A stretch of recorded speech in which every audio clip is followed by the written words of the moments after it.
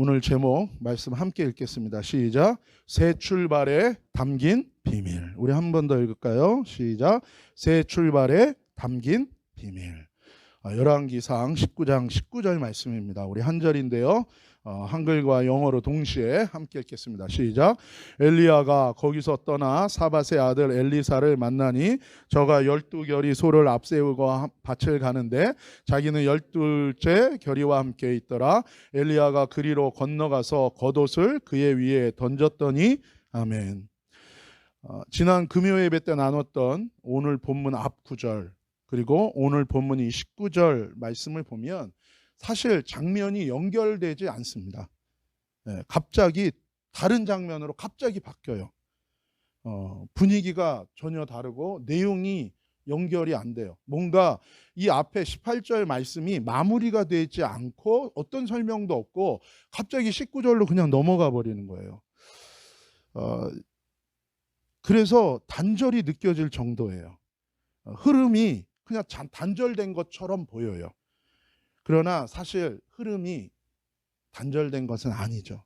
우리가 지나간 역사의 기록들을 보면 물론 역사를 기록할 때 다 역사를 기록한 사람들은 이긴 사람들, 살아남은 사람들이 기록해요. 그러다 보니까 자기들에게 유리하게 기록할 수 있겠죠. 그럼에도 불구하고 역사적인 사실들의 이 조각들을 우리가 찾아서 모자이크를 맞추듯이 맞추다 보면 그 당시의 상황이 어떠했는지 그 그림을 우리가 그리게 되고 또 당시의 명백한 흐름과 어떤 의식의 흐름이 있었는지를 우리가 알게 되는 거예요.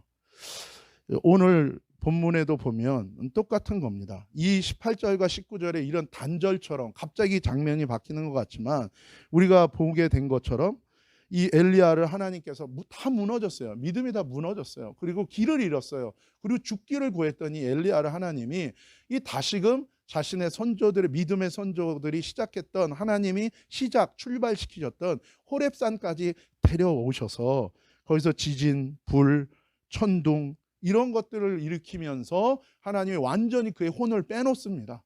그래서 완전히 주님을 바라보고 완전히 그 마음에 복잡하던 모든 것들을 하나님이 다 정리시키는 거예요. 사실 이것이 우리가 복음서의 소계시록이라고 얘기하는 마태복음 24장에도 보면 마지막 때의 일들이 어떻게 일어나는지에 대해서 예수님이 말씀하신 거하고도 참 비슷해요. 그것은 무엇입니까? 먼저 재앙이 오는 거예요.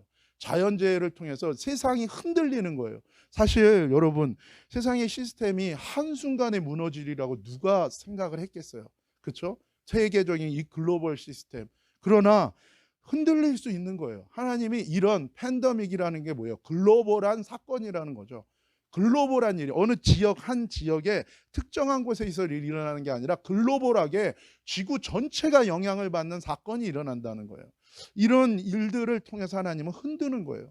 너가 지금 네 인생에 지금 네 시야에 좁혀져서 그게 단 줄 알고 살아가지만 그 자체를 흔들어 버리는 거예요. 내가 뭔가 하나님에 의지하고 있었던 것들이 근본이 흔들려 버리는 일들을 우리가 경험할 때에 하나님이 그런 재앙을 통해서 사람들을 깨어나게 한다는 거예요. 그래서 하나님께로 마음이 열리게 하고 회개할 기회를 주시는 것처럼 이 엘리야에게도 이 지진 그리고 불, 천둥을 통해서 그의 복잡했던 마음을 그냥 하나님이 다 리셋시켜 버린 거예요. 그런 다음에 조용한 하나님의 음성, 조용하지만 분명하고 그 모든 혼을 가르고 임하는 그 영에 꽂히는 하나님의 그 세미한 음성이 엘리야에게 들렸어요.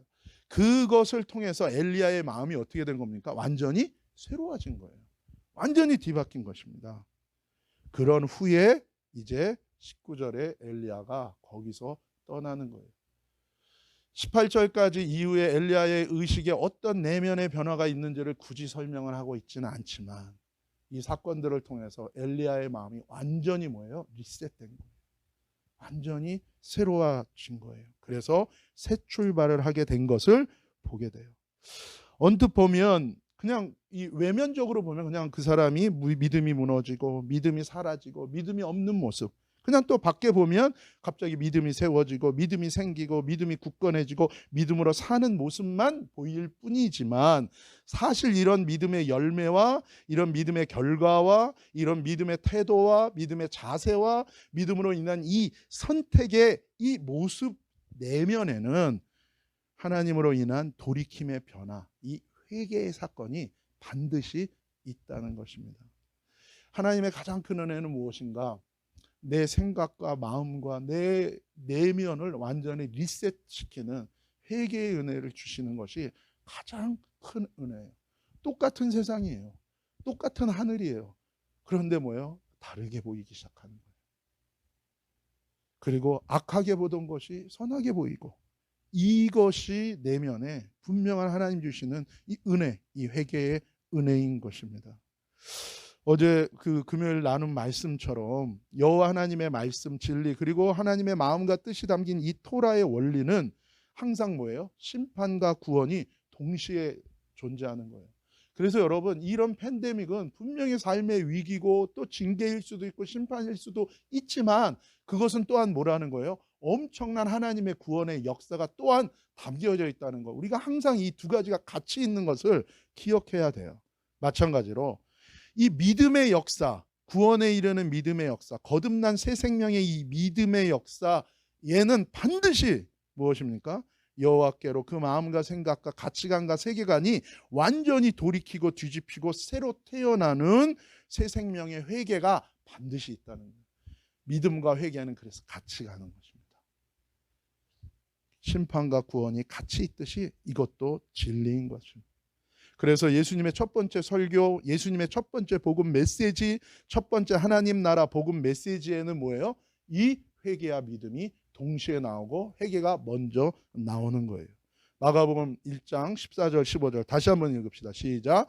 요한이 잡힌 후 예수께서 갈릴리에 오셔서 하나님의 복음을 전파하여 가라사대 때가 찼고 하나님 나라가 가까웠으니 회개하고 복음을 믿으라 하시더라. 아멘. 하나님 나라에 들어가요. 하나님의 복음의 핵심은 하나님 나라예요. 즉 여러분, 구원이라는 것은요, 본질적으로 누구의 통치를 받는가에 대한 문제예요. 결국 그 어떤 은혜를 받아도 결국 내 내면의 모든 삶들이 하나님의 통치를 여전히 받고 있지 않다면 진행령인 것입니다. 하나님 나라가 왜 기쁨의 소식, 복음이 될 수 있는가? 왜 그래요? 인간은 죄로 인해서 하나님과 단절되고 하나님을 떠나고 하나님이 없는 인생 가운데 살아갈 때에 그냥 하나님 없이 그냥 내 중립지대로 살 수 있는 게 아니에요. 하나님은 빛이신데 그 빛 대신 하나님이 내게 없고 내가 그 빛 대신 하나님을 떠나면 내 안에 어두움이 오는 거예요. 생명의 근원이신 그 하나님을 떠나면 사망 권세가 나에게 온다고요. 은혜와 축복의 근원이신 그 여호와 하나님을 내가 떠나면 저주가 내 안에 찾아오고 그 사망 권세와 저주와 이 어두움에 내가 사로잡히게 되어 있는 거예요. 그렇기 때문에 하나님 나라가 우리에게는 기쁜 소식이에요. 왜요? 어둠의 메인 인생, 죄의 메인 인생, 죽음의 메인 인생, 저주의 메인 인생이 그것이 나를 다스리는 거예요. 근데 이제 뭐예요? 하나님이 다스리는 인생이 되기 때문에 그런 거예요. 세상에서는 아무리 취해도 목마르고 계속해서 갈급한 거예요. 그러나 하나님의 통치가 임할 때 우리는 평강이 무엇인지를 압니다. 하나님의 은혜가 올 때 우리는 비로소 우리의 삶 가운데 진정한 샬롬이 내 인생에 임하는 거예요. 아까 우리가 찬양한 것처럼 다윗이 왕위를 얻은 게 기쁜 것이 아니죠. 하나님의 법궤 앞에서 그가 정말 미친 듯이 뛰며 찬양하며 어떠한 것도 바라지 않고 하나님의 영광만을 보면서 그렇게 춤출 수 있고 예배할 수 있는 것. 하박국처럼, 하박국은 정말 이 시대랑 또 비슷해요. 이 완전히 팬데믹이 오고 엄청난 악한 자들이 승승장구하고 악한 자가 권세를 더 많이 갖고 전쟁의 소식이 긴박하게 몰려오는 그때에 하박국이 하나님께 간절히 몸부림치면서 하나님께 기도한 후에 하나님의 통치를 완전히 인정하게 되면서 그가 고백한 거예요. 외양간에 송아지가 없어도 우리의 양떼가 없어도 무화과 나무의 열매가 없을지라도 난 여호와로 인하여 즐거워하고 기뻐하겠다는 거예요. 그래서 하나님의 통치가 임하는 인생은 모든 것을 이기는 거예요. 그래서 뭐예요? 히브리서에서도 믿음이 있는 사람을 세상이 감당치 못한다는 것입니다. 염려와 근심이 아니에요. 염려와 근심은 뭔가 내가 내 생각과 내 방법대로 내 뜻과 내 고집 가운데서 우리가 하나님의 통치 가운데 벗어나 있는 상태라는 것입니다. 그래서 어둠의 통치에서 풀려나야 돼요. 저주와 죽음과 멸망과 심판의 이 다스림 메인데서 우리가 풀려나야 되는 거예요. 그래서 하나님 나라의 핵심은 뭐예요? 하나님의 통치가 나에게 임하는 것입니다. 이것이 나를 얽어매는 게 아니에요. 하나님의 통치가 임할 때 비로소 우리에게는 진정한 자유와 해방이 있는 것입니다. 이런 하나님의 통치가 있기를 예수님의 이름으로 축복합니다. 하나님이 통치하는 인생, 다른 인간 세상, 자기 욕심, 세상의 여러 가지 것들이 통치하는 인생은 완전히 다른 거예요. 여러분, 지난 20세기 100년 동안 인류는 인간이 스스로 유토피아를 건설하기 위해서 이미 실험을 했어요. 100년간 했습니다. 그리고 그 유토피아 중에서 최고로 만든, 아주 정교하게 만든 이론이 나왔어요. 물론 그것도 이 막스에 의해서 나왔지만 그것은 잃어버린 사도행전 4장이에요. 사실은 성경에서 뽑은 겁니다.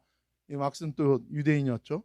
어쨌든 그래서 사회주의와 공산주의 이데올로기, 이 아주 이상적인 그 이론을 만들고 유토피아를 실험했어요. 그런데 그게 이제 공산사회주의 혁명이었어요. 만민이 평등한 세상을 꿈꾸던 세상. 그러나 결과는 어땠습니까?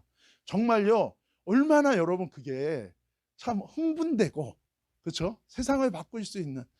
그래서 이 1900년 초에 모든 젊은이들, 깨어있는 이 인텔리겐차들은요 다 이 사회주의를 신봉했습니다. 왜냐하면 이게 논리적이고 이게 합리적이기 때문에 그래요. 그래서 실제로 나라 전체를 뒤집어 엎기도 해봤어요. 그래서 실험을 했더니 결과는 무엇입니까? 또 다른 계급이 등장하는 거예요. 공산당, 일당 독재가 시작되면서 그 공산당이 새로운 다른 모든 사람, 기존의 부르주아지를 대체하는 또 다른 신흥 계급이 생겨나고 다른 사람들을 개돼지 노예로 만드는 일들이 일어난 거예요. 네, 먼저 이 사람이 나오는군요. 네. 또 하나, 독일이 물론 여러 가지 역사적인 배경이 있죠. 1차 대전에 패전하고 너무 많은 전쟁 배상금을 물어야 되는. 그러니까 이게 세계 경제 체제는 그래요. 전쟁이 한번 나야 되는 거예요. 그래서 그 나라한테 다 뒤집어 씌우고 세계 경제는 다시 또 살아나고. 근데 어쨌든 1차 대전이 거기에는 또 여러 가지 영적인 여러 가지 또 이 배경의 백그라운드들이 있습니다. 어쨌든 1차 대전으로 완전히 민족의 자긍심이 무너지고 나라가 피폐하고 앞이 보이지 않는 그곳에 마치 구세주처럼 이 히틀러가 등장했죠. 그러나 이 지도자가 누구냐, 누구의 통치를 받느냐에 따라서 완전히 달라지는 거예요. 흥분했습니다. 모든 루터교, 개신교의 최고의 루터교 신자들도 뭐예요? 다 흥분했습니다. 성경 말씀보다 이 사람을 다 따르고 소망을 걸었어요. 모든 어린이들이 프로파간다 되고 그랬어요. 하지만 그 통치가 어떤 결과를 낳아요? 수많은 유대인들을, 200만이 넘는 유대인들을 학살하고 2차 세계대전을 일으켜 결국에는 독일 민족이 큰 고통을 당했던 것을 보게 되죠. 누가 통치하느냐에 따라서 달라지는 거예요. 완전히 달라지는 것입니다. 우리가 봤던 것처럼 이런 막스, 레닌, 트로츠키 그리고 스탈린의 이 사람들이 유토피아를 실험했어요. 여전히 인간이 변하지 않았는데 이론을 바꾸고 새로운 사회 시스템을 적용하면 잘 될 거다. 여러분, 이것은 환상이라는 것이 이미 명백하게 드러났습니다. 또 다른 권력 세력이 등장했어요. 그리고 그들에 의해서 기존의 정치 세력, 권력 세력이 무너진 그 뒤에 이 사람들이 평등을 얘기했지만 자기들이 기득권이 됐던 거예요. 그래서 조지 오웰이 동물농장이라는 것을 쓴 거죠. 결국에는 뭐예요? 인간을 대항해서 다 같이 힘을 합쳐서 하자. 그러나 또 다른 폭군이 등장하고 온갖 거짓과 기만으로 엄청난 더 호러한 세상을 만드는 거예요. 여러분, 프리존을 만들면 될 것 같습니까? 그 안에서 엄청난 일이 일어나는 거예요. 물론 잘못된 건 고쳐야 돼요. 개혁해야 됩니다. 바꿔야 돼요. 하지만 다 인간이라는 게 내면이 변하지 않았는데 시스템만 바뀐다고 세상이 유토피아가 온, 이미 100년 전에 그 호러한 세상을 경험했어요. 근데도 인간은 뭐예요? 반복해서 하나님 나라의 통치 가운데 인간이 들어가지 않는 한은 똑같다라는 것입니다. 여러분, 중국에서도 이걸 실험을 했죠. 450만 명이 죽었습니다. 유토피아를 건설한다는 이 사회주의 혁명 아래 450만 명이 죽었어요. 그게 결과예요. 그리고 한국에서도 수없이 많은 기독교인들, 북한이 동방의 예루살렘이라고 불렸지만 결국에 공산화되면서 수없이 많은 사람들이 그렇게 죽고 한국전쟁을 통해서 사람들이 죽은 것입니다. 실제 100년 동안 이 인간이 내면의 변화가 없이 유토피아, 그 정신은 참 좋은 거죠. 왜요? 성경에서 가져온 거니까. 하지만 성경 말씀도 똑같아요. 내가 하나님 앞에 돌이키는 회개가 없이 하나님의 말씀을 내가 지켜서 하겠다. 이거는 가능하지 않은 것입니다. 더 많은, 누가 나를 통치하느냐? 하나님의 통치가 임하는 이 회개의 역사가 없다면 더 큰 비참함을 겪을 수밖에 없어요. 그런데도 지금 100년이 지나서 좀 역사에 잊혀질만 하니까 사람들이 다시 또 뭐예요? 다시 또 이 소셜리즘에 대해서 또 손을 잡는 거예요. 캐피탈리즘이 다 옳다는 게 아니에요. 인간의 탐욕을 말하는 캐피탈리즘도 절대 그거는 우리의 대안이 될 수 없습니다. 똑같은 거예요. 역사를 모르는 국민은 비참해지고 역사를 왜곡한 나라와 국민 역시 비참해지는 거예요. 하나님께서 그래서 계속 얘기하는 거예요. 너희가 내게로 돌아오라. 네 마음이 돌이키고 회개해야지 소망이 있다고 얘기하는 것입니다. 악한 통치그룹, 그 파티, 공산당 일대 족제자들이 무너질 때 수많은 국민들의 삶의 가치가 회복되는 것을 본 것입니다. 마오도 마찬가지입니다. 유럽이 1968년 이후에 이 문화혁명, 컬처럴 레볼레이션, 여러분 차이나 컬처럴 레볼레이션은요 호러 중에 호러예요. 수많은 사람들을 갖다 죽였습니다. 근데 그것을 유럽의 공산당들이 이제 정치적인 레볼루션으로는 안 되니까 사람들의 문화와 생각을 바꿔서 새로운 체제를 만들겠다는 거예요. 인간의 문화를 새롭게 바뀌고 인간의 가치를 바꾸고 가정을 바꾸고 가족 체제 자체를 바꿔버리겠다 그러면서 페미니즘도 나오는 거예요. 그런데 그건 아니에요. 여러분, 실체를 보면 황당해요. 얼마나 허러한데. 이 어린아이들이 나섰어요. 마오니즘 컬처를. 그래서 사람들을 뭐예요? 재판도 안 하고 그냥 저놈 죽일 놈이다. 그럼 뭐예요? 그 자리에서 그냥 다 죽이는 거예요. 혁명, 반혁명 분자. 황당한 일들도 있어요. 어떤 일입니까? 어느 날 이 마오가 지나가면서 그랬어요. 참새는 나쁜 새다. 왜요? 참새가 이 쌀을 먹잖아요. 그러니까 참새는 적이다, 나쁘다 했어요. 그랬더니 어떤 일이 일어났습니까? 해로운 새다. 트위터는 아니지만 참새가 그렇게 됐더니 보면 참새를 박멸하라. 그래서 그냥 이 중국 전체에서 또 막 그 프로파간다. 와, 참새는 죽여라. 참새는 인간의 삶에 해로운 존재다. 참새 박멸 막 하면서 막 일어났어요. 그래가지고 2억 마리의 참새만, 누가 참새 많이 잡냐, 누가 많이 잡나 막 해가지고 엄청나게 했어요. 근데 1년 만에 어떻게 됐습니까? 참새가 엄청나게 수가 줄어드니까 메뚜기 떼와 해충이 일어나가지고 완전 가뭄이 돼가지고 4천만 명이 죽었어요. 4천만. 200 밀리언의 참새를 잡았더니 그 다음에 뭐예요? 40 밀리언 피플이 죽은 거예요. 죽은 거. 이런 거 만들어서 영웅적인 참새 잡는 어린이 해가지고 너도 나도 한 거예요. 2억 마리를 때려잡았더니 뭐야? 3천, 4천만 명이 굶어 죽은 것이죠. 그때 참상은요, 이루 말할 수가 없는. 누가 통치하느냐에 따라 달라요. 영화 한 편 보고 우리나라가 세계 1위인데 그 산업을 없애라고 그러고, 이거는 바보예요, 바보. 누가 통치하느냐? 여러분, 북한, 예.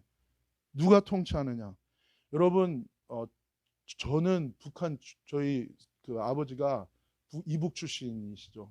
만약에 저희 아버지가 딴 생각을 품고 남한으로 탈출을 안 하셨으면 제가 우리 애들이 저기서 지금 이거 하고 있었을 거예요. 지금 살아남아 있지도 못했을 거예요. 왜요? 우리 선조는 다 기독교인이기 때문에 사실 제가 태어나지도 못했을지도 모르죠. 우리 권사님도 우리 그 평안도 출신이신데 저 뒤에 앉아 있는 저 가족은 존재하지도 않았을 수. 왜냐하면 권사님 내가 워낙 믿음이 좋으시고 교회를 많이 세우는 반동분자시기 때문에 아마 저기 4명 존재 안 했을 거야. 네, 그렇죠. 네. 여러분, 여기는 북한은 사회주의도 아니에요. 김일성 사교 체제예요. 이 김일성의 삼촌이 목사였죠. 하나님의 말씀을 따르지 않고 변화받지 않은 사람들이 그 믿음이라는 것은 엄청난 결과다. 김일성이 누굽니까? 소련이 세운 가짜예요. 대리인. 이 악한 자가 통치하게 되니까 뒤에 다 누가 있어요? 소련이 있는 거예요. 한국전쟁 때도 다 소련의 사주를 받았죠. 지원을 받았어요. 지금 결과가 어떻습니까? 아우슈비츠보다 더 극심한 수용소가 북한 전역에 있고 수많은 사람들이 탈출하려고 그러고 노예로 끌려가고 이렇게 고아된 애들이 장마당에 꽃제비로 살아가고 이런데 지금 만나가지고 지금 뭐 하는 짓거리인지 알 수가 없죠. 대가를 치를 겁니다. 반면에 대한민국을 보십시오. 이게 남대문입니다. 우리 남대문 이랬어요. 남대문 있는 시절에 미국 뉴욕은 이랬습니다, 여러분. 그렇게 이게 너무 황당해요. 이럴 때 저렇게 살았어요. 왜요? 조선 왕조가 통치할 때 우리 민족을 완전히 그냥 그랬었던 거예요. 저런 시절이에요, 저런 시절. 근데 저럴 때 누군가 한 명이요, 최초로 미국에 유학을 했고 박사를 받은 사람이 있었어요. 누굽니까? 이 이승만 대통령이 그 부인은 체코 출신, 폴란드인가 체코 출신이었고 이 사람이 그때 책을 썼어요. 재팬 인사이드 아웃. 결국에 일본이 전쟁을 일으킬 거다. 근데 이 책이 나온 다음에 2차 대전이 일어나고선 이 책이 미국에서 1940년도에 베스트셀러가 됐어요, 여러분. 대한민국이란 나라 어디 있는지도 몰라요. 제가 80년대에 외국 갔을 때도 영국 가니까 대한민국이란 나라, 사우스 코리아 모르는 사람도 많았어요. 그때도 그랬는데 1940년도에 어느 한국 사람이 책을 썼는데 이게 미국에서 베스트셀러가 됐다니까요. 이 이승만 대통령에 대한 평가가 많지만 내면을 자세히 들어가서 보면 보통 사람이 아닙니다. 이 사람은 성령의 사람이었어요. 예수 안 믿는 사람이었습니다. 선교사가 세운 학교에 다녔지만 기독교를 이상한 미신이라고 믿었던 사람이에요. 그랬던 그가 독립운동하다가 옥에 갇히고 고문을 당해서 거의 죽게 된 상태에서 예수님 만났어요. 체험을 합니다. 월남 이상재 선생이 처음에 외교관으로 일할 때 워싱턴에 외교관으로 왔어요. 근데 그분도 나중에 여기 와서 미국을 보면서 너무 놀란 거예요. 조선 왕조가 무너져야겠구나. 그리고 민주주의를 해야겠구나. 근데 이해가 안 되는 게 뭡니까? 그런데 이렇게 발달되고 민주주의 하는 나라가 왜 저런 미신 기독교 예수를 믿지? 그래서 본인이 성경책을 읽었는데 완전히 무리를 걷고 막 그러니까 이게 뭐야? 참 이해가 안 된다. 모순이다. 그리고 한국으로 돌아와서 이분도 옥에 갇혔어요. 거기서 이승만을 만나는 거예요. 청년 이승만을. 그래서 야, 미국 사람들 이해 안 된다. 그렇게 민주적이고 머리 좋은 사람들이 왜 그런 미신을 믿는지 모르겠어요. 그때 이미 이승만은 감옥에서 변화된 상태였어요. 그래서 이상재 선생 보고 딴소리 하지 마시고 성경 한 번만 더 읽어보라고. 그때 월남 이상재 선생도 거기서 예수님을 만나고 변화받습니다. 그리고선 변화받은 이 이승만이 처형의 위기에서 하나님은 건져내게 하시고 미국에 와서, 이런 시대에 미국에 와서 프린스턴에서 공부를 하고 조지 워싱턴 대학을 졸업하고 하버드에서 공부를 하고 그렇게 박사가 된 거예요. 한국 최초의 박사, 1920년대. 이런 사람이 한국의 초대 대통령이 된 것입니다.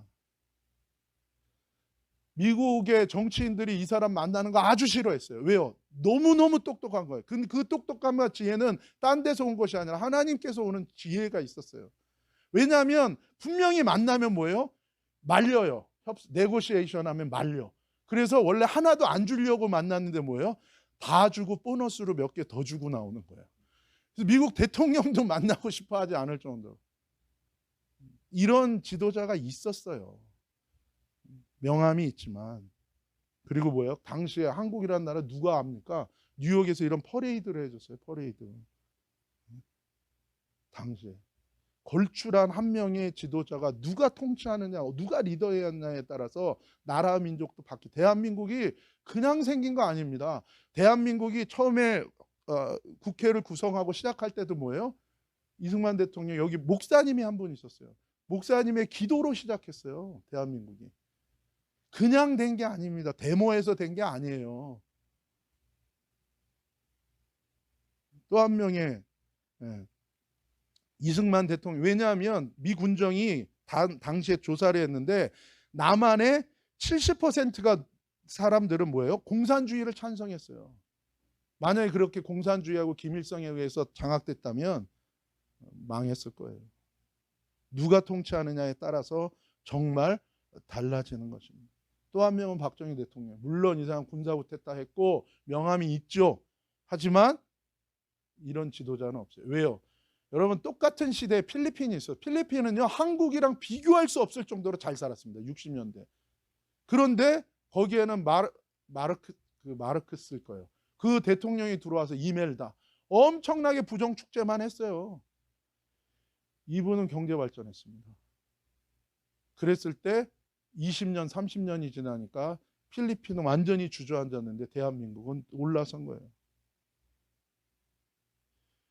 여러분, 이분이 처음으로 고심고심하면서 어떻게 하면 이 나라를 발전시킬까 하다가 민족의 동맥을 만들어야겠다. 그래서 서울, 부산 고속도로를 만들기로 했어요. 차관 얻어서. 이때 여러분 다 미쳤다 그랬습니다. 다 미쳤다 그랬어요. 그러면서 경제 개발했어요. 이런 사람이 나와가지고 그래요. 경부고속도로를 너무 미화하고 박정희 대통령을 했다. 이런 사람들은요, 다 말만 하는 사람들이, 일하지 않는 사람들이 다 이런 얘기합니다. 네. 여러분, 이랬던 나라를 이렇게 발전시킨 게 그냥 된 겁니까? 외국에서 차관 얻어서 그랬다고요? 그런다고 다들 전 세계요, 2차 대전 끝나고요, 미국으로부터 차관 얻은 나라들 다 많습니다. 그런데 다 성공한 거 아니에요. 그 이후에 뭡니까? 지금 지도를 보면 다 빛이 있는데 어디만 없어요? 누가 통치하느냐에 따라서 이렇게 다른 위성사진을 밤에 찍어보면 빛이 없어요. 북한에. 경제 개발하면서 이때부터 뭐예요? 북한이 비슷하게 가다가 완전히 이렇게 차이가 난 거예요. 그냥 된 게 아니에요. 어떤 지도자와 누가 통치하느냐에 따라서 달라질 수 있는 거예요, 여러분. 그래서 그런 얘기했어요. 경부고속도로 처음 만들 때 뭐라 그랬냐면, 야당의 지도자, 아주 우리가 잘 아는 두 명이 반대하고 막 길 만드는데 포크레인 앞에서 눕고 막 그랬어요. 죽을 수는 있어도 경부고속도로 못 만든다 그러고 막 누웠어요. 근데 이 사람들이 말한 건 뭐냐면, 이렇게 비옥한 이 필드를 왜 길을 뚫어서 이 논밭을 훼손하느냐는 게 반대 이유였고요. 또 하나는 뭐예요?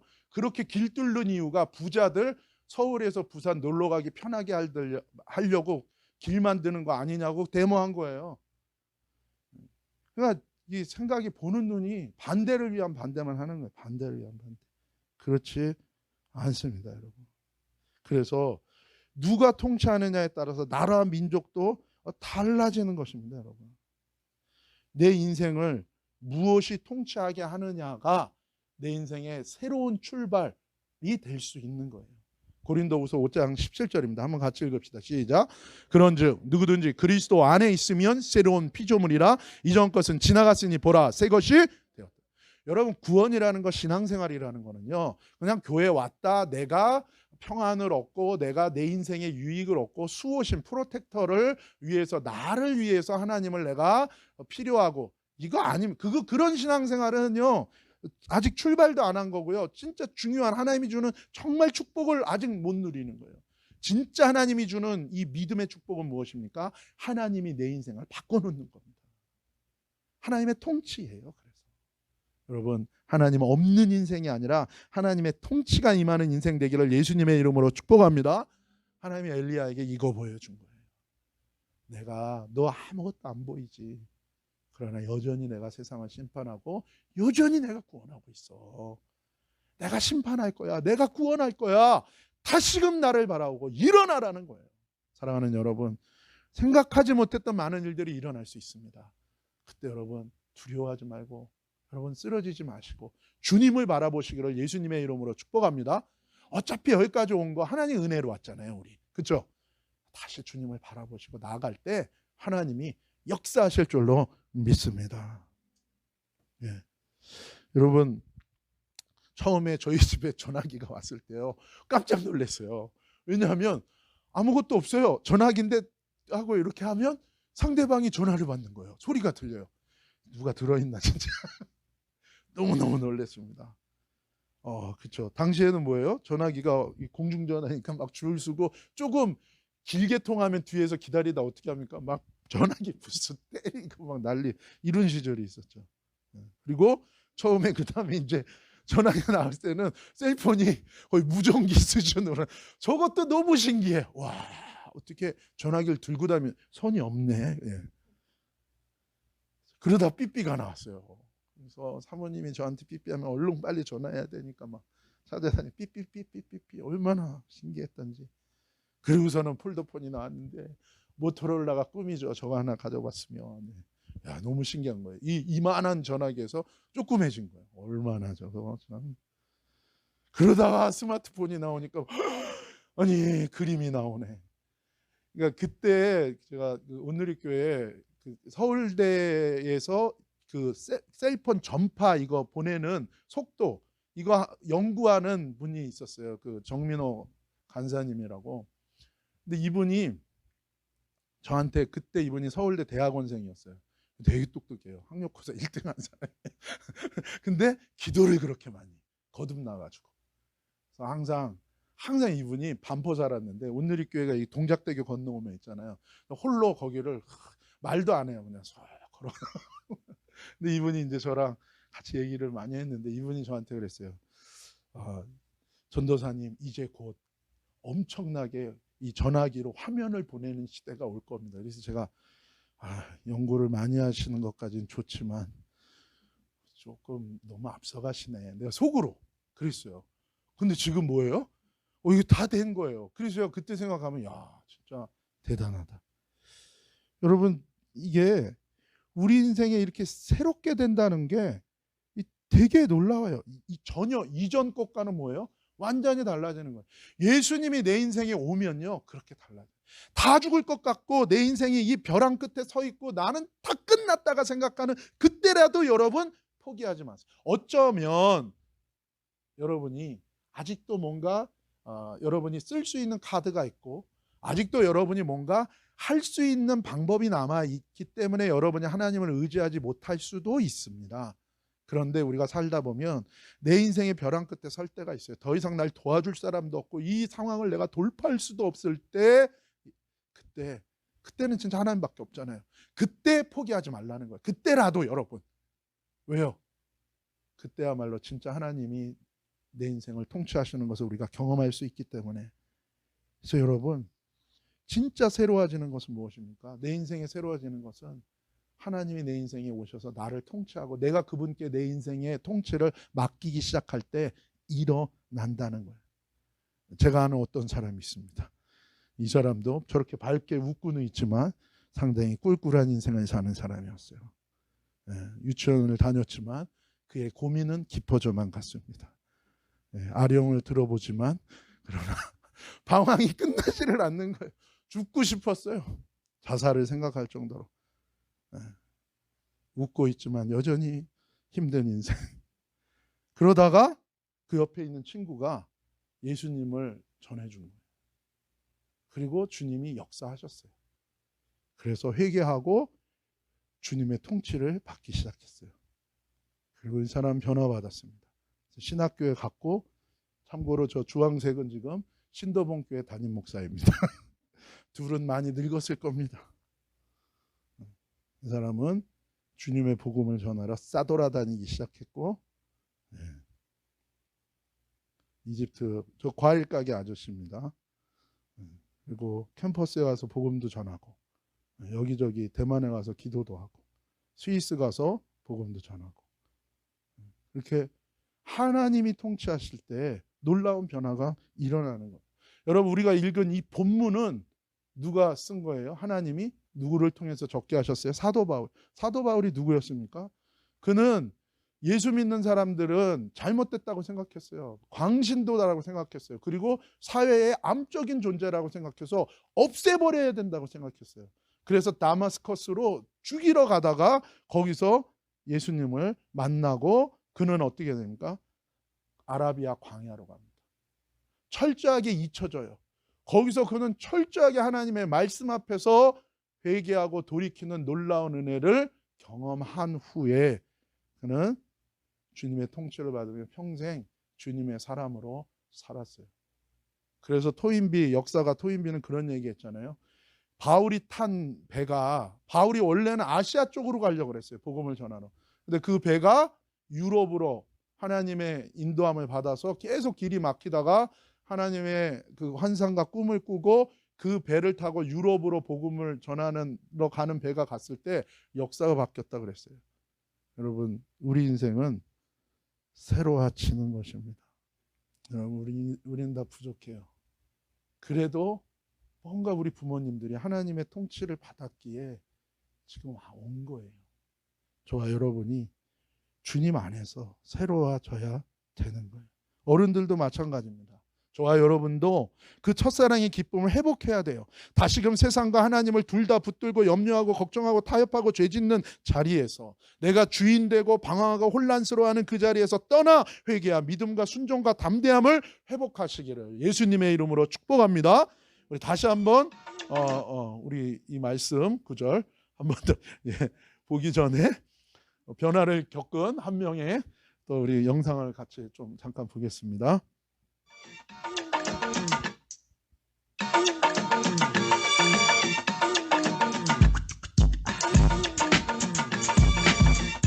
Straight from the ghetto.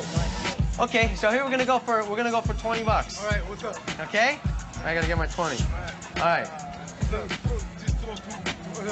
No, you gotta. First, I asked you 3 questions. You gotta pass the test. Okay. Do you consider yourself to be a good person? You? You a good person? You a good person? Sometimes. Good heart. Good heart? All right. Look, Oh, yeah? Look. I'm gonna be honest with you in my pocket. I'm gonna be honest with you. Okay. In my pocket.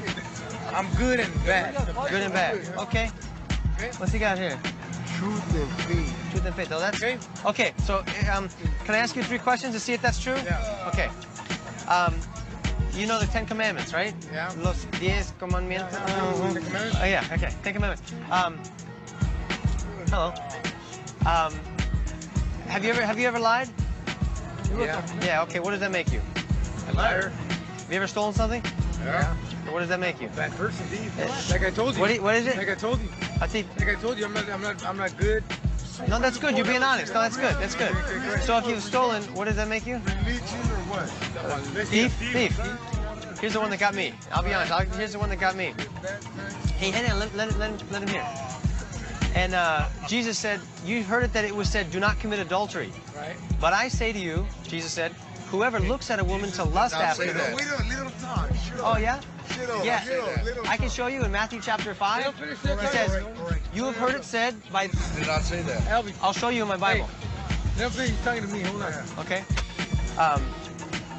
You shall not commit adultery, but I say to you, whoever looks at a woman to lust after her has committed adultery already with her in his heart. Yeah, that's right. Have you ever done that? Yeah. Yeah. So, tell me your name again. Mario. Mario. So Mario, by your own admission, you're a lying thief and an adulterer at heart. Hey, what do you Exactly. think about Black Sabbath Exactly. and Hitler? Okay, let me talk about that in a minute. Let me finish this first, okay? Yeah. A lying thief and an adulterer at heart, and that's only 3 of the 10 commandments. Right. I'm guilty of those 2. Right. I'm the same as you. Right. If God judges you by that standard on the day of judgment, do you think you would be innocent or guilty? Guilty. Okay, so do you think you go to heaven or hell when you die? Hell. Is that Well, bad? heaven or Does that- hell? No. Yeah. Heaven or hell? Yeah. But no, if I forgive my sins, if I Hey, ask I forgiveness, care- I if care about ask- Mario. If I ask for forgiveness, He will forgive my sins, and maybe you know what I mean? Yeah. Okay. Hey, I care about your Right. friend Mario. Okay. Right. Let me ask you a question. Let me ask you a question. If you're in a court, you ever been in court? Yeah. Okay. If you're in a court and you're guilty of a crime, say you stole a car, Yeah. something, and you're guilty, and there's no question, you're guilty. The evidence is there, and they say, Mario, what do you have to say before I pass sentence? And you say, well, Judge, I'm going to ask you if you just forgive me, let me go. If he's a good judge, is he going to let you go? No, he can't. He'd be thrown out. He'd be a bad judge. Right. God is good. He's a good judge. And so if you just say, God, I lied, I stole, I committed adultery, but I want you to forgive me and let me go. If he's a good judge, he can't let you go. He's going to make sure that you receive the punishment you deserve for the crime. Right. And the Bible says that all liars have their part in the lake of fire. It says no thief, no adulterer can enter the kingdom of heaven. So if God gives you justice, and you're going to die one day, you're going to stand before him. If he treats you according to your sins, you're going to go to hell. Because God is good, and he says he will punish murderers, rapists, liars, thieves, adulterers, and that's you, and that's me. But he made a way for you to be forgiven because he loves you. Do you know what that is? Do you know what he did for you? He died. Jesus died on the cross, yeah? So it's like this, you're in court, you're guilty, and the judge says, can you pay your fine, Mario? It's $50,000. And you say, no, I have no money. So you're going to go to prison. All of a sudden, somebody you don't even know comes in and pays your fine. They sell everything they have and they give it to the judge and say, this is for Mario because he's my friend, I love him. How would you feel toward that guy? Grateful. Grateful. The Bible says that's what God did for you and for me 2,000 years ago. God became a man, Jesus Christ, and he died on the cross to take your punishment and my punishment. It's like this. We broke the law, and Jesus paid our fine because he died for you. And the Bible says if you repent, turn from your sin once and for all, and put your faith in Jesus, you need to trust him with your whole heart. Give him your whole heart. He will forgive you of your sin, and he will give you what you don't deserve. Heaven and a clean heart. He will make you clean. Well, you know what? I've been in the streets for a week. What's that? I've been in the streets living in my For a week? For a week, yeah. You hear me? Yeah. And maybe, maybe this. Maybe God's putting me here so we can talk about this. That's what I'm saying. I care about you. I don't know you, Mario. You may never see me again. I don't know. You guys, I didn't know if you guys are nice or mean. You could beat me up. I don't know. But here's the deal. I care about you. Who's the three zillionaires in this earth? I gotta think about that. Give me a minute. So here's the deal. You could die tomorrow, yeah? Possible? Okay. God doesn't want you to go to hell. He sees every one of your sins. But if he gives you what you deserve, you're gonna perish in hell. But he sent Jesus because he loves you. And so what you need to do is, before you go to sleep tonight, say, God, forgive me for my sin. I believe in Jesus with all my heart. And stop fooling around with what you know is wrong and say, I'm going to obey you the rest of the days of my life. I've been doing a lot of wrong. So do you need to make a change in your heart? Yeah. It's serious, man. Because To be honest with you, I do. that's called... When I go to bed, thank God. Like I said, I've been when I commit today. in the streets for 2 weeks already. Yeah. And it's time for me to just. I've been doing a lot of crazy shit, you know what I mean? Yeah. Yeah. You see, God says he even sees our thoughts, everything we do in secret. Maybe the law doesn't see us, but God sees into your heart, and he's going to hold you accountable for everything, and me too. The only way that we can have hope of going to heaven and not go to hell is to give him our whole life. He doesn't want you just go to church and say a prayer or say, oh, God, forgive me. He says, no, I want everything. I want your whole heart, your whole life, and you got to turn away once and for all and say, God, I'm guilty. I have offended you and made you angry with me. I deserve to go to hell, but If you will forgive me, I give you my whole life. Thank you. Nice to meet you guys. Pleasure and, Thank you. thanks for Hey, getting your money back. hey, nice to meet you, man. Thanks. Helping me out. You know what I mean? Yeah. I really did need it. Get something to eat and stuff. You know what I mean? Thanks, man. Appreciate it. All right. All right. We're friends. All right. See you later. Bye-bye. Do you remember this from the first season of The Way of the Master? We were on the Santa Monica Pier in California when I saw what looked to me like a gang. So I ran up to these guys for an interview, and then things got a little tense. Jesus said, you heard it that it was said, do not commit adultery. Right. But I say to you, Jesus said, whoever looks at a woman to lust after her. Wait a little time. Oh, yeah? Yeah. Little I can show you in Matthew chapter 5. It says, you have heard it said by... Did not say that. Elvis, I'll show you in my Bible. never say he's talking to me. Hold on. Okay? You shall not commit adultery. Right. But I say to you... I was on Hollywood Boulevard with our ambassadors academy who were doing open-air preaching on the street when I saw an onlooker, and I thought, that's the guy from the video that gave Kirk such a hard time all those years ago. But he looked different, and this guy was holding a Bible and listening to the preaching. I go, it's not very likely. But then he did something that absolutely convinced me it was the guy. He started biting the inside of his lip, just like the guy on the video. And I knew it was him. So I took a picture of Kurt and I said, 5 years ago, you were on Santa Monica Pier with a bunch of gang members. And this guy right here told you about Jesus Christ. And he just looked at the picture and he said, that was me. I go to Bible study every day. I go to church Thursday and Sundays, and I'm loving it. And it's a good, loving thing. It saved my soul. It saved my life. And I'm different now, and it feels good. It feels good. Every time I tell the Lord God, I mean Jesus Christ, to put a shield over me wherever I'm at, to guide me from temptation and desire and from the evil one.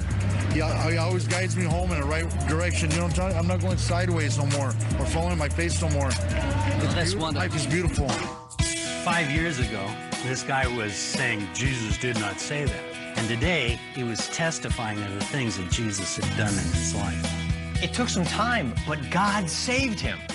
I had the honor of sowing the seed. Someone else harvested, but it was God who caused the seed to grow.